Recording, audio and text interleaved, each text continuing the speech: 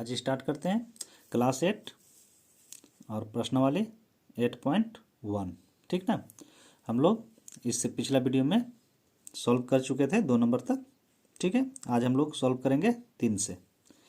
ठीक है, तो तीसरा नंबर क्वेश्चन क्या कहता है, किसी संख्या के 1/3 में 5/2 घटाने पर 3/2 प्राप्त होता है, तो वह संख्या ज्ञात कीजिए।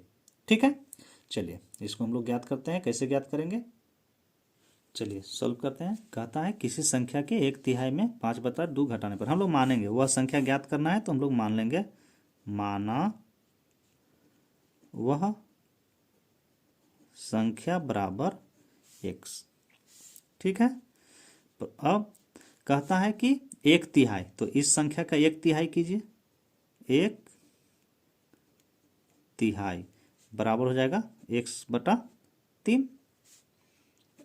ठीक है, अब प्रश्न से, तो प्रश्न में क्या कहता है, किसी संख्या के 1/3 में, तो 1/3 में यानी x/3 में 5/2 घटाने पर, 5/2 घटाने पर हमें 3/2 प्राप्त होता है। क्या होता है, बराबर 3/2 प्राप्त होता है।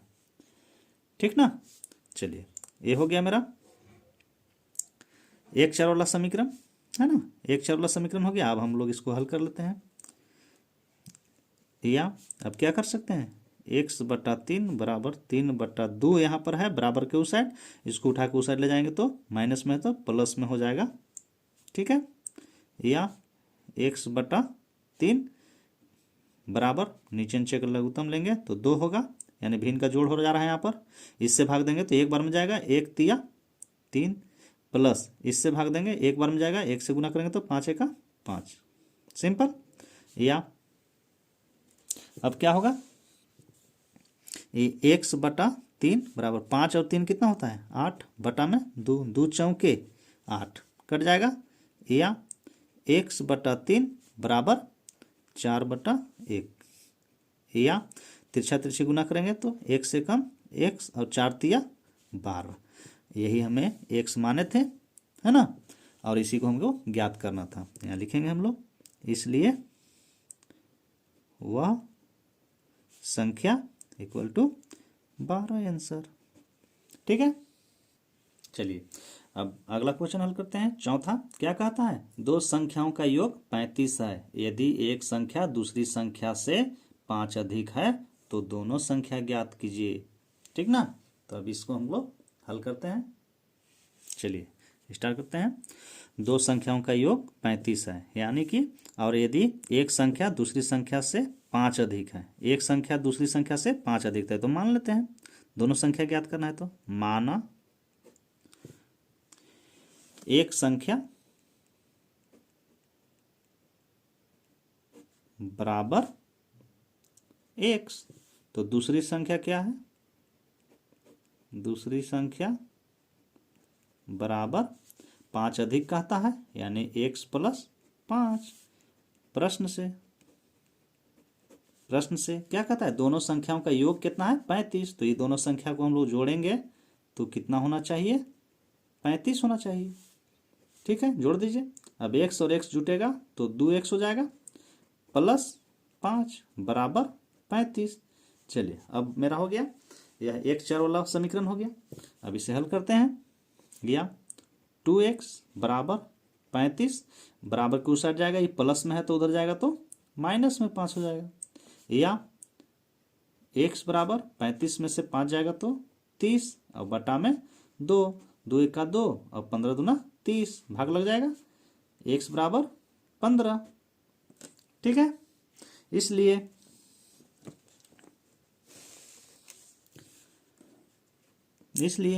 एक संख्या बराबर, हम लोग x माने थे तो x बराबर कितना आया, 15। तो दूसरी संख्या क्या माने थे, x+5, तो हम लोग x+5 तो बराबर x की जगह हमें 15 और 5 बराबर कितना हो जाएगा, 15×5=20। ठीक है, आंसर। चलिए अगला क्वेश्चन क्या कहता है, 5 नंबर, 3 लगातार पूर्णांकों का योग 51 है, तो हमें पूर्णांक ज्ञात करना है। ठीक है, तो चलिए इस क्वेश्चन को हल करते हैं। चलिए क्या कहता है, 3 लगातार पूर्णांकों का योग 51 है, ठीक ना। तो मानेंगे हम लोग, माना एक पूर्णांक बराबर x, दूसरा पूर्णांक बराबर लगातार बोल रहा है तो x प्लस 1, तीसरा पूर्णांक बराबर x प्लस 2, लगातार पूर्णांक है इसलिए हम लोग एक एक अधिक जोड़ते चले जाएंगे। प्रश्न से क्या कहता है, 3 लगातार पूर्णांकों का योग कितना है, 51 है। तो तीनों पूर्णांक को हम लोग जोड़ दीजिए, x प्लस 1 x प्लस 2 जोड़ देंगे तो कितना होना चाहिए मेरा, 51।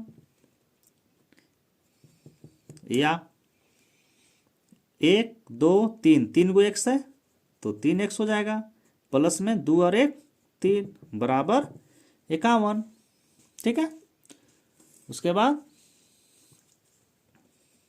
या 3x बराबर 51, ये उधर जाएगा तो -3, या x बराबर 51 में से 3 जाएगा तो 48, और ये गुना में था 3 तो यहाँ बटा में आ जाएगा 3, यानी 3 का 3 और 1 बचेगा 18, 3 6 18 कट जाएगा। तो मेरा क्या आया, x बराबर 16, ठीक ना। अब हमें पूर्णांक ज्ञात करना था इसलिए बारी बारी से हम लोग लिख देंगे। इसलिए एक पूर्णांक बराबर x था तो कितना x निकला, 16। दूसरा पूर्णांक कितना है, x प्लस 1, यानी कि 16 प्लस 1 बराबर क्या हो जाएगा, 17। तीसरा पूर्णांक बराबर क्या था, x प्लस 2, तो x की जगह में कितना है, 16 प्लस 2, 16 और 2 18, आंसर, ठीक है। चलिए अगला क्वेश्चन देखते हैं। 6 नंबर क्या कहता है, 6 के 3 लगातार गुणजों का योग 144 है, तो गुणजों को ज्ञात कीजिए, ठीक है।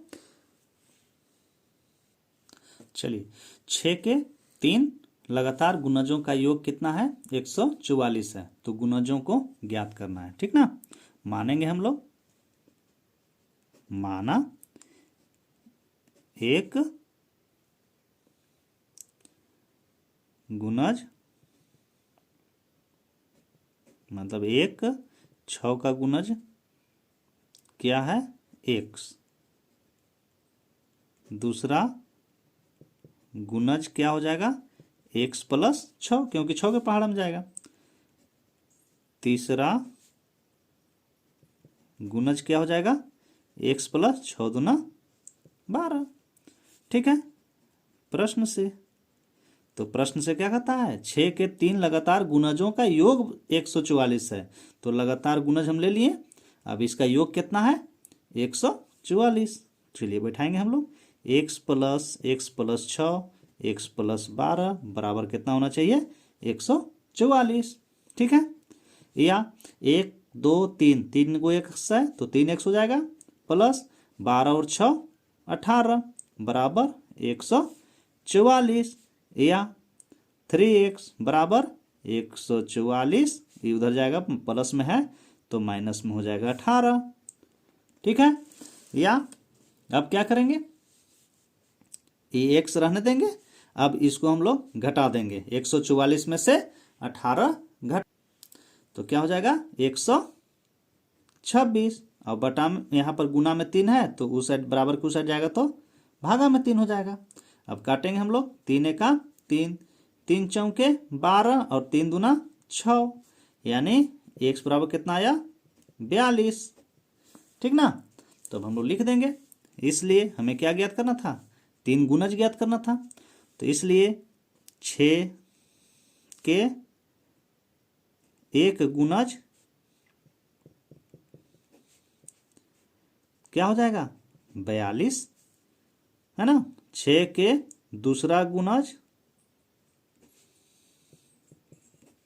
क्या हो जाएगा, x प्लस 6 था तो x जगह में 42 प्लस 6, 42 और 6 48, ठीक है। और इसी प्रकार 6 का तीसरा गुणज